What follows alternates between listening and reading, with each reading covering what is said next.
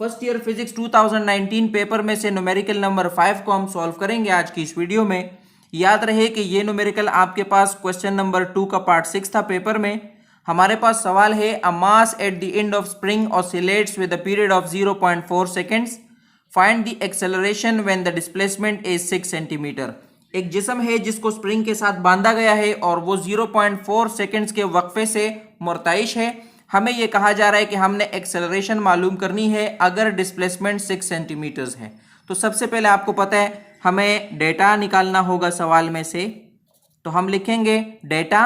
हमें जो पहली चीज सवाल में दी गई है वो है टाइम पीरियड 0.4 सेकेंड्स। तो हम यहां से डेटा में से टाइम पीरियड उठा लेते हैं। टाइम पीरियड हमारे पास कैपिटल टी से हम इसको जाहिर करते हैं, वो हमारे पास है 0.4 सेकेंड्स। दूसरे नंबर पे जो चीज हमें गिवन है वो है डिस्प्लेसमेंट। डिस्प्लेसमेंट लिखेंगे हम। आपको मालूम है कि डिस्प्लेसमेंट को हम x से जाहिर करते हैं और ये हमारे पास बराबर है 6 सेंटीमीटर्स के। हमें ये वैल्यू स्टूडेंट्स हमें सेंटीमीटर्स में नहीं चाहिए, हमें इसको मीटर्स में कन्वर्ट करना पड़ेगा। तो मीटर्स में कन्वर्ट करने के लिए हम इसको 100 से डिवाइड करेंगे ताकि ये मीटर्स में कन्वर्ट हो जाए। तो हमें x की नई वैल्यू मिल जाएगी। x की नई वैल्यू हमें मिल जाएगी जो बराबर होगी 0.06 मीटर्स के। अगर आप 6 को डिवाइड करेंगे 100 से तो आपको x की नई वैल्यू मिलेगी जो बराबर है 0.06 मीटर्स के। और आपने ये वाली वैल्यू इस्तेमाल करनी है सवाल में। हमें क्या चीज मालूम करनी है? हमें मालूम करनी है एक्सेलरेशन। तो मैं यहां पर डेटा में लिखूंगा एक्सेलरेशन। एक्सेलरेशन को हम स्मॉल a से जाहिर करते हैं और ये हमने क्या करना है? मालूम करना है। तो चूंकि स्टूडेंट्स सवाल हमारे पास टाइम पीरियड का है तो हम इसको सॉल्व करने के लिए हम जो फार्मूला इस्तेमाल करेंगे वो भी टाइम पीरियड का फार्मूला है। हमें मालूम है we know that t is equal to 2 pi m upon k। ये फार्मूला हमारे पास है टाइम पीरियड का, ठीक है। अब यहां पर स्टूडेंट्स प्रॉब्लम क्या है? प्रॉब्लम ये है कि हमें डेटा में ना m की वैल्यू गिवन है ना k की वैल्यू गिवन है और हमने मालूम करना है a इसमें मौजूद नहीं है। तो हम इसका नाम रख देते हैं इक्वेशन नंबर 1। और हमारे पास एक और फार्मूला है जो हुक्स लॉ का फार्मूला है, स्प्रिंग मास सिस्टम में इस्तेमाल होता है। उसके जरिए हम वैल्यू बना के इसमें पुट करेंगे, ठीक है। तो हम यहाँ पे सवाल को आगे यहां से सॉल्व करते हैं। हम लिखेंगे we know that F is equal to KX।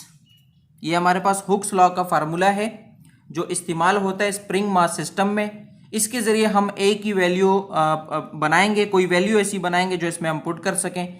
तो हमारे पास क्या है? F आपको पता है ma के बराबर होता है, तो हम इसको ma के बराबर ले लेते हैं, यानी f की जगह हम ma ले लेते हैं। उसकी वजह है कि यहाँ पर हमें f की ज़रूरत नहीं है, तो हमने f की जगह ma ले लिया, दोनों आपस में बराबर हैं और यहाँ पर kx अपनी जगह पर आ जाएगा।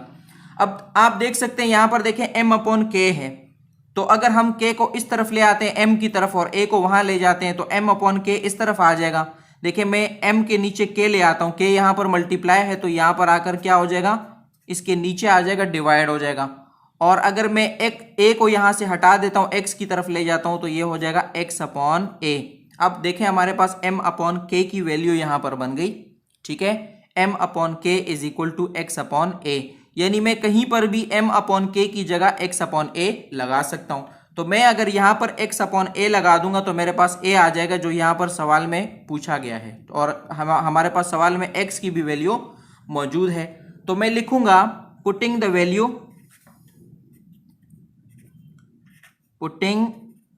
Value in equation number 1।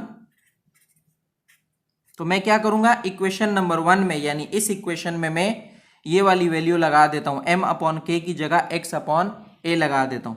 तो मेरे पास ये फार्मूला चेंज हो जाएगा, ये हो जाएगा t is equal to 2 pi m/k की जगह आ जाएगा मेरे पास x/a।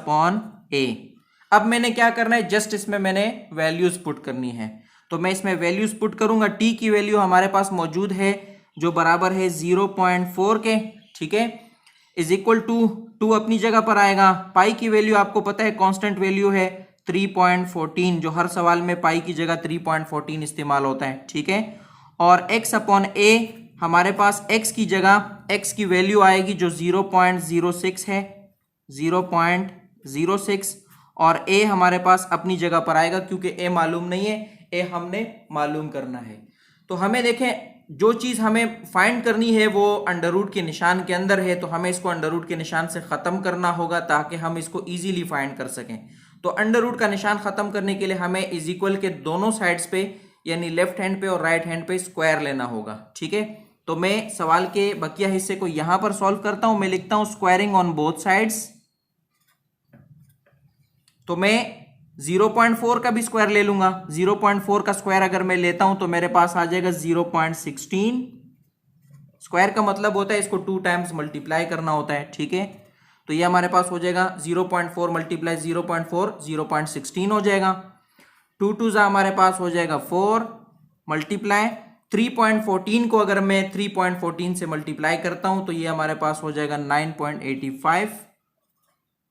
और यहां पर देखें हमारे पास अंडर रूट का निशान है 0.06 अपॉन a पे। तो जब इसका मैं स्क्वायर लूंगा तो आपको पता है स्क्वायर अंडर रूट के निशान के साथ खत्म हो जाता है। तो ये हमारे पास आ जाएगा 0.06 के नीचे a आ जाएगा और अंडर रूट का निशान क्या हो जाएगा, खत्म हो जाएगा। तो अब हमने स्टूडेंट्स क्या करना है, हमने मालूम करना है a। तो अगर मैं a को इज इक्वल के इस तरफ ले आऊं और 0.16 को इज इक्वल के इस तरफ ले आऊं, ठीक है, तो हमारे पास ये इस तरह हो जाएगा a is equal to 4 multiply 9.85 multiply 0.06। ये तीनों जो आपस में मल्टीप्लाई हो रहे हैं ये अपनी जगह पर आ जाएंगे और 0.16 जिसको मैंने इज इक्वल के राइट हैंड की तरफ ले आया ये इसके नीचे आ जाएगा, ठीक है। अब हमने स्टूडेंट्स इन तीनों को हमने क्या करना है, मल्टीप्लाई करना है। 4 को मैं 9.85 से मल्टीप्लाई करूंगा और फिर उसको 0.06 से मल्टीप्लाई करूंगा तो मेरा जो आंसर आएगा वो होगा 2.364 और इसको मैंने डिवाइड करना है 0.16 के ज़रिए, ठीक है। अगर मैं इसको 0.16 के ज़रिए डिवाइड करूंगा 2.364 को तो मेरा जो आंसर आएगा स्टूडेंट्स आप कैलकुलेटर से चेक कर सकते हैं। 2.364 को आप डिवाइड करें 0.16 से तो आपका जो आंसर आएगा वो होगा 14.775। लेकिन अगर हम उसको राउंड अप करके लिखेंगे तो हमारा आंसर होगा 14.8 और आपको पता है ए के लिए हम लिखते हैं मीटर पर सेकंड स्क्वायर। तो हमारा एक्सेलरेशन जो हमें फाइंड करनी थी वो हम कामयाबी से मालूम कर चुके हैं, जो बराबर है 14.8 मीटर पर सेकंड स्क्वायर के।